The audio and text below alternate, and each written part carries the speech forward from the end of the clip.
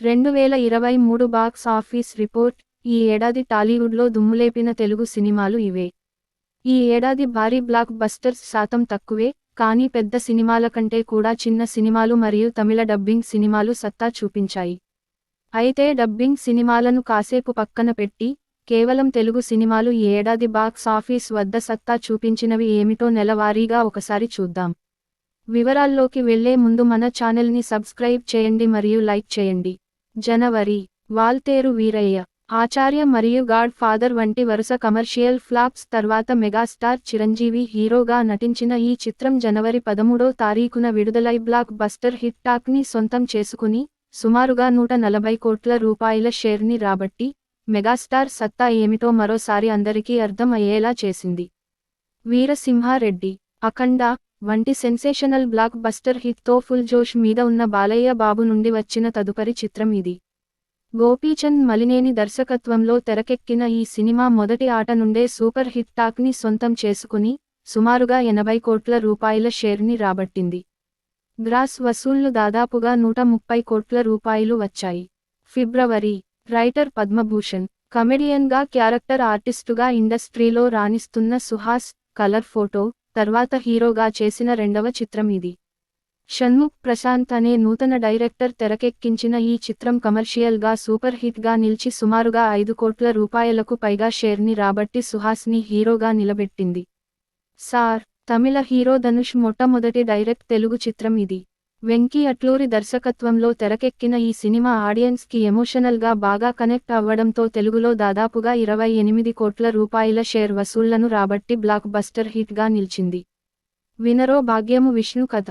Young hero Kiran Abbavaram నటించిన ఈ cinema ఆయన కెరీర్లోనే బిగ్గెస్ట్ బ్లాక్ బస్టర్ హిట్గా నిలిచింది. అప్పటి వరకు వరుస ఫ్లాప్స్తో కొట్టుమిట్టాడుతున్న కిరణ్ అబ్బవరం కెరీర్కి ఈ సినిమా ఇచ్చిన బ్రేక్ మామూలుది కాదు. బాక్స్ ఆఫీస్ వద్ద ఈ చిత్రం దాదాపుగా 4 కోట్ల రూపాయల షేర్ వసూళ్లను రాబట్టింది. మార్చి. బలగం. అసలు ఎలాంటి అంచనాలు లేకుండా విడుదలై బాక్స్ ఆఫీస్ వద్ద చరిత్ర తిరగరాసిన చిత్రం ఇది. జబర్దస్త్ కమెడియన్ వేణు దర్శకత్వంలో ఇలాంటి అద్భుతమైన సినిమా వస్తుందని ఎవ్వరూ ఊహించలేకపోయారు. అతనిలోని టాలెంట్ని వెలికి తీసి ఇంత అద్భుతమైన సినిమాని నిర్మించినందుకు దిల్ రాజుని అందరూ ప్రశంసల వర్షంతో ముంచి ఎత్తారు.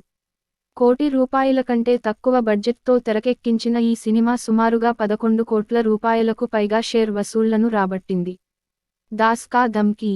యంగ్ హీరో విశ్వక్ సేన్ హీరోగా నటిస్తూ, నిర్మిస్తూ, దర్శకత్వం కూడా వహించిన ఈ చిత్రం కమర్షియల్గా సూపర్ హిట్ అయింది.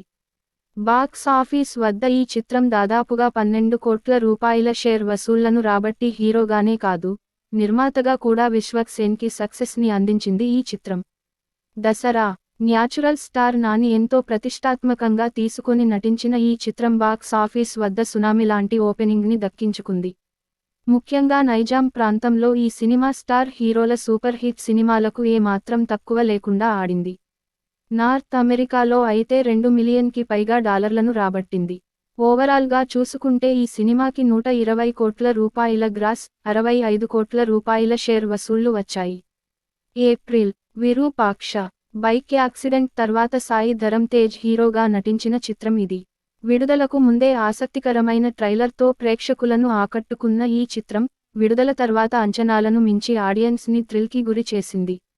అలా ప్రపంచవ్యాప్తంగా ఈ సినిమా ఓవరాల్గా 45 కోట్ల రూపాయల షేర్ వసూళ్లను రాబట్టి సాయి ధరమ్ తేజ్ కెరీర్లోనే బిగ్గెస్ట్ బ్లాక్ బస్టర్గా నిలిచింది. జూన్. మేము ఫేమస్. యూట్యూబ్ ద్వారా ఫేమస్ అయిన సుమంత్ అనే కుర్రాడు, తన స్నేహితులతో కలిసి అతి తక్కువ బడ్జెట్తో నిర్మించిన ఈ చిత్రం కమర్షియల్గా సూపర్ హిట్గా నిలిచింది.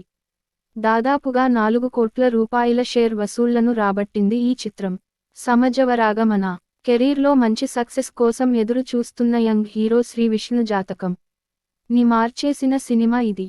ఎలాంటి అంచనాలు లేకుండా విడుదలైన ఈ సినిమా దాదాపుగా 15 కోట్ల రూపాయల షేర్ వసూళ్లను రాబట్టింది.